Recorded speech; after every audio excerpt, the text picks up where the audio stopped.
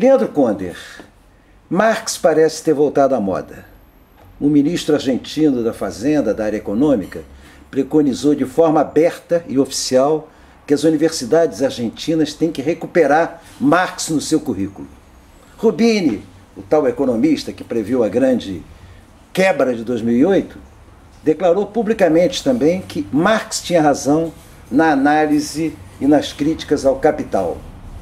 Depois de tudo que se fez a partir do fim da União Soviética para matar Marx, ele ressuscita só na economia ou você acha que ele se mantém vivo em outras áreas? Até porque você já escreveu sobre Marx e o amor.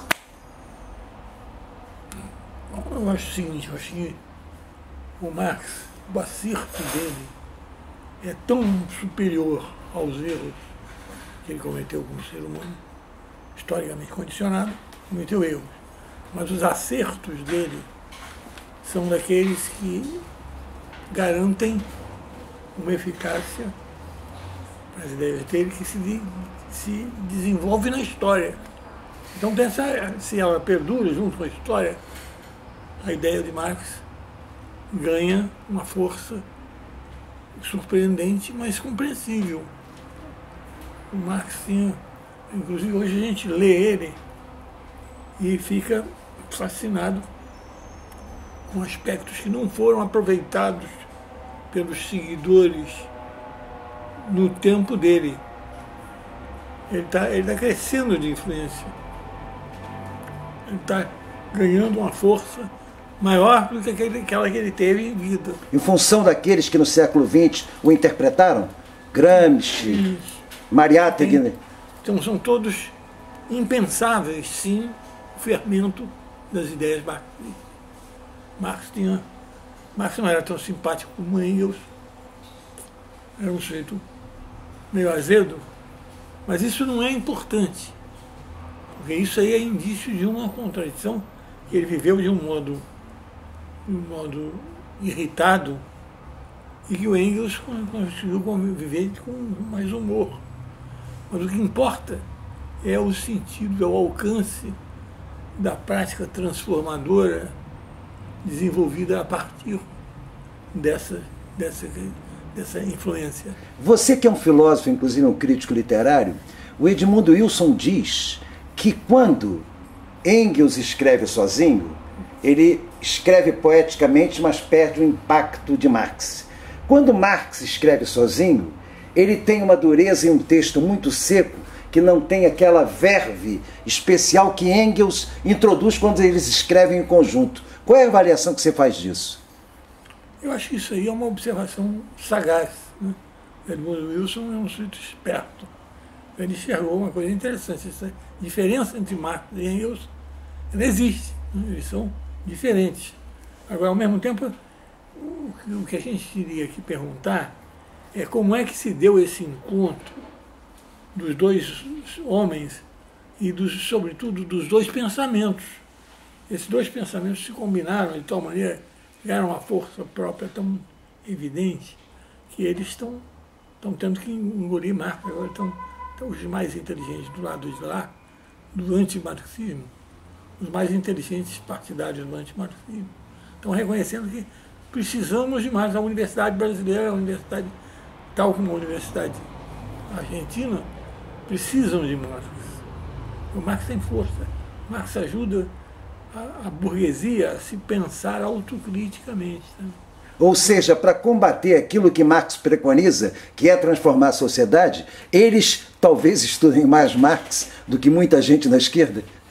Eu acho que eles têm eu acho que tem o meu saudoso amigo Merchior, é um sujeito conservador, de formação liberal conservadora, mas era também um sujeito que era o primeiro representante da direita no Brasil que conheceu, estudou e compreendeu Marx. Então ele tomou É muito interessante a relação do Merchior com o marxismo em geral. Não se limitava a Marx, que ele leu, estudou direitinho, mas o Merchior também reconhecia dentro do marxismo um pensamento que aproveitava muita coisa de Lukács. Isso aí a direita não é fácil para a direita Ou seja, o intérprete de Marx trazendo para o tempo atual aquilo que era uma leitura que não se fazia à época de Marx. Isso. E você acha que no século XXI é preciso fazer isso? Há uma leitura diferente daquela que Lukács, Gramsci fizeram para o século XX, possível nesse século XXI, e que não existe mais, enfim, a produção em série, não existe a força, digamos assim, o aglomerado da força operária operando a transformação. Você acha que é fundamental reler o Marx para o tempo de hoje? Eu acho fundamental reler sempre todos os autores importantes. Isso não quer dizer romper com eles, abandoná-los. Eles continuam a ser tão necessários quanto antes e em alguns pontos mais necessários do que antes. Então, você tem que retomar esses autores para assinalar o que ficou envelhecido, o que ficou superado, mas também, isso é fundamental, assinalar o que está se renovando, o que está expondo uma força crescente. Você acha que no quadro que nós temos de desenvolvimento tecnológico, não só na área industrial, como nas telecomunicações, aqueles conceitos com que Marx trabalhou para organizar a luta contra o capital, eles prevalecem? Ou seja, o conceito de uma nova sociedade seria elaborada hoje da mesma forma que o foi no tempo de Marx? Não, acho que tem que mudar algumas coisas, mas acabamos tendo que resgatar outras. Nosso contato com a história das ideias é um contato marcado pela contradição e pela busca de apoio.